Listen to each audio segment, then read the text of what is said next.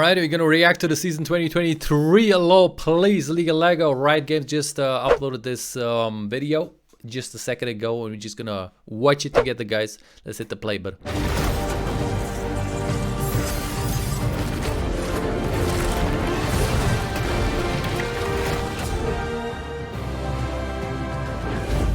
Hey everyone, I'm Riot Brightmoon, executive producer of League of Legends. And I'm here on behalf of the entire League dev team to welcome you to season 2023. Thank you. First off, I want to wish you all a happy start of a new season. And I want to thank you for the marks you've all made on League. From the hype plays to the big brain moments, and all the ways you've helped make League what it is today. We have a lot to share with you, including our final updates on Ahri and Aurelion Sol, some upcoming skin thematics, an update on Ranked, and a sneak peek at some champions we'll be releasing later this year. But before we get into what's coming, I want to share a quick recap of this year's preseason. So let's go. Holy shit, this preseason, man? I don't know about that, man. A lot of people trying different builds, man, and basically trying new roles. A lot of people tried the jungle role because jungle got reworked a little bit. It got easier for noobs. So a lot of people just tried out the jungle, man. The Chemtech Drake has had a major glow up. In her new and improved form, instead of resurrecting friends and foes, she now mutates all the plants on the map with Chemtech empowerments. They still do what you're used to, only now with a twist.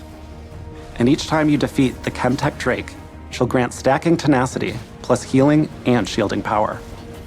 If you claim the soul, you'll deal increased damage and receive damage resistance when at low health. We also added new pings to help you communicate with your team more effectively, including the push, bait, and all in. I don't know, man. Maybe it's only me, but I still don't use them. I don't get used to it. I still use the same pings that I used to use. What about you guys? Tell me in the comments, man. Do you use the new pings? My personal favorite is using the hold ping right after my whole team dies defending Baron. It wouldn't be preseason without some changes in the jungle. You now have a path recommender, an updated camp patient system, and new jungle companions to help you conquer the scary monsters of the jungle. Last, but certainly not least, we have changes like a new rune recommender, some new in-game items, as well as a few returning favorites, and a few changes to ARAM, like new Hextech gates that transport you down the map, falling towers and the rubble that they create, and some more balance changes to keep ARAM games feeling fair and fun for both teams. Now that we've covered preseason changes, let's talk about some of the new things coming this season. All right, give me Ahri. Let me see. I used to play After Ahri a year a lot. of waiting, we're finally releasing Ahri's ASU. Her base, her skins, new VFX, splashes, and all 9 tails have been updated and will be out for all of you in just a few weeks. We can't wait to see what you think of her new look. It's clean.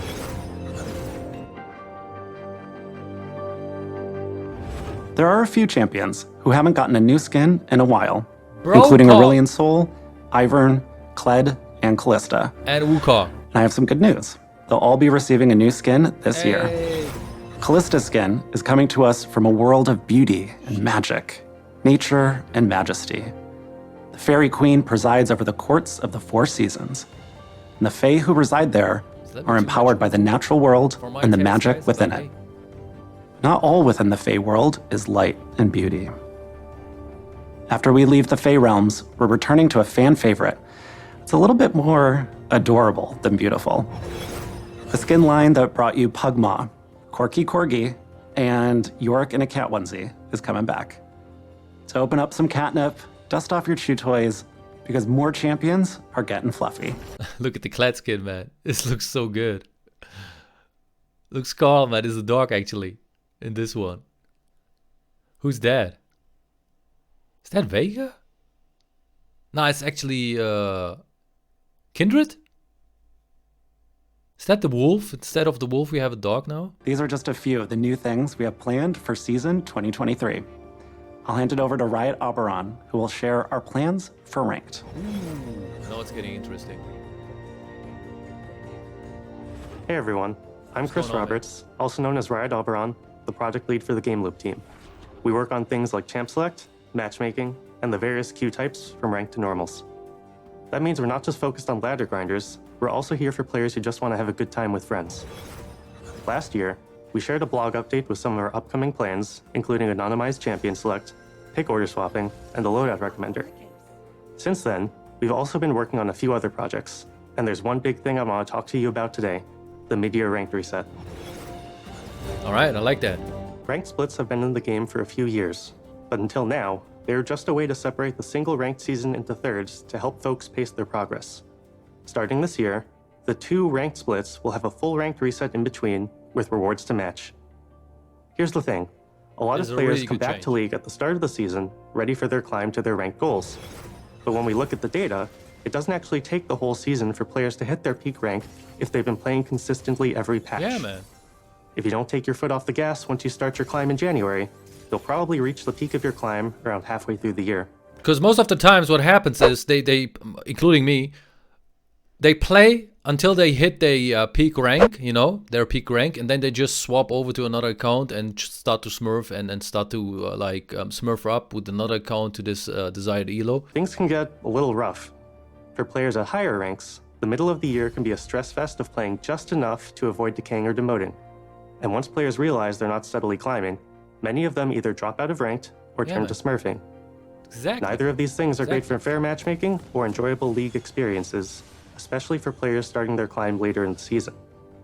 All in all, there are honestly a lot of reasons why most other games, other Riot games included, don't have year-long ranked seasons. So this year, we're getting with the times.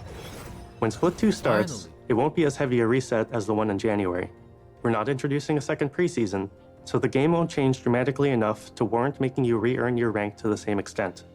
And if you've got something keeping you AFK for the first half of the year, don't worry. The mid-year reset is even less significant if you haven't played many games since January. We know this is a huge change, but it's one we think will help keep League feeling modern and fun while addressing a few of the pain points we've seen over the years. Okay, that was a lot. Let's end things on a high note by talking about the shiny stuff, rewards. Each split, you can earn the full ranked reward suite, icons and emotes, ranked borders, and a ranked skin. Yes, that means there will be 2 skins for ranked this year. We're also adding in some extra rewards for your climb as you progress on your ranked journey. In addition to this, we're also removing the gold rank requirement from ranked skins. Now, every ranked player will have the chance to earn the skin moving forward, with chromas to match your final rank. The skin will continue to reflect your final ranked achievement, but we want you to also be able to earn it through dedication to climbing. That said, if you're below gold, it won't be as easy as play 10 placements for a free skin. The number of games required to earn the skin is drastically higher below gold, so just because you now can earn it at silver or below, doesn't mean you will. Smart, man. Riot is smart, man. They're giving like a sweet, nice chance to get that skin, but you gotta play more games. So they want you to play the game, man. They want you to play League of Lego, guys, if you want to have that skin. Smart, man. Smart company, I'm saying. So I like this split, man, in between that we have like 2 seasons. What is your opinion? Tell me in the comments. Hi everyone, Lexi, Riot Lexical Gal, the product lead for Champions here. I'm going to talk a bit about some of the new champions we have planned for this year. But before that, I want to touch on our plans for the year overall. This season, we're focusing a bit more on smaller updates to the parts of the champion roster that has been left in the dust. Can we have a Wukong update?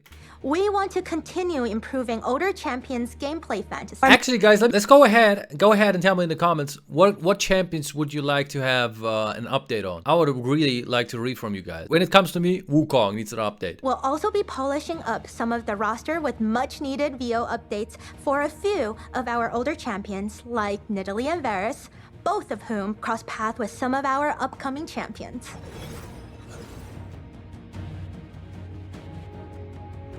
First up this year is Aurelian Soul's CGU. In the last LoL Please, we showed you some of the updated abilities that fans the flame of his dragon fantasy. But we didn't go too deep into the parts of his kit that strengthen his star forging theme. Not only can Aurelian Soul forge stars like a nebula in deep space, but he can now drop them from the sky onto his foes in Summoner's Rift. Ooh, ouch. As we mentioned before in the last video, his new passive causes all of his abilities to grow in size over the course of the game, including his new ultimate. I mean, what's more satisfying than dropping a massive star you forge in outer space on someone's head? Shit. We can't wait to see what you all think of the new and improved Star Forger, and we hope his abilities get bigger and bigger. Holy. Team fighting in late game will be fun with this champion. after Aurelian Soul, we'll be releasing some brand new champions. One of our goals for the past few years has been to make sure we have a champion for everyone to enjoy. So we try to have a diverse champion pool that's inclusive of all cultures, genders, and in-game skill levels for every role. And that brings us to our... Right is politically correct, man. Milio. I'm super excited for all of you to meet our male enchanter from Ishtal. Displaying an incredible understanding of the fire axiom at a young age, Milio uses fire not to raise cities, but to soothe wounds. Now he travels to Ishalcan, carrying the hopes and dreams of his family on his back, along with his trusty backpack. He's about to face the biggest challenge of his young life, the Vidalian. His journey to Ishalcan will broaden his horizons and introduce him to new people and places, but it'll also bring him closer to Yuntao's darkest secrets.